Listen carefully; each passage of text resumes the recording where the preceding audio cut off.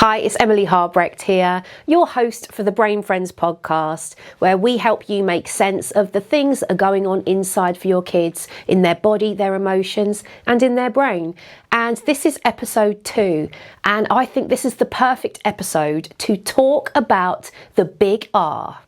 Reception, and that huge transition that kids go through when they start reception.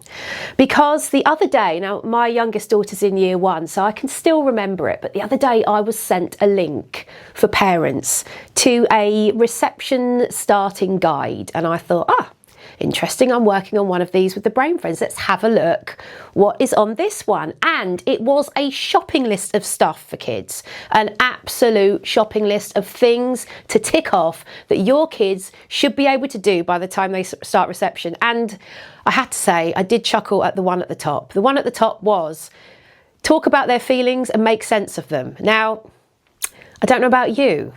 I know many people in their 30s and 40s that are still not making sense of their emotions and their feelings and able to talk about them. So if you've got a 4-year-old at that age that can talk about their emotions and make sense of them already, then you are doing something magical, and I'd like to have you on this next episode.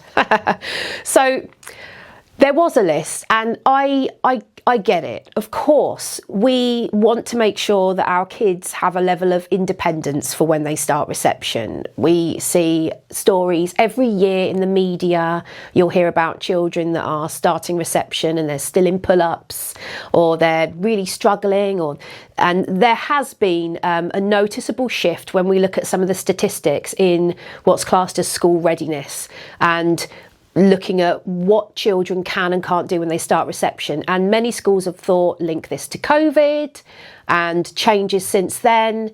So there has been a lot going on in the last 5 years, of course.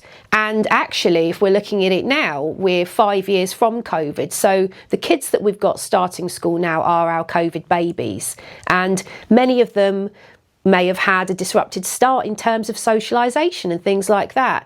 But I think we have to really remember that these are tiny, tiny human beings that are learning about themselves and how to